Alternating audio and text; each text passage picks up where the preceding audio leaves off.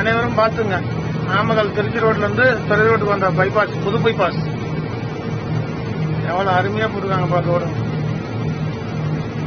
திருச்சி ரோட்ல இருந்து துறை ரோட்டுக்கு போற பைபாஸ், புது பைபாஸ் பாருங்க எவ்வளவு அருமையா போடுவாங்க. ரோடு எவ்வளவு அகலமா எவ்வளவு நீட்டா போடுவாங்க.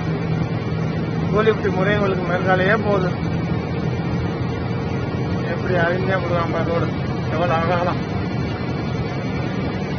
ஒன்றும் பிரச்சனை இல்லை. மேலே சேல் ரோட்ல இருந்து வரவங்களும் சரி, யாரும் எதுக்கும் கவலைப்பட தேவையில்ல.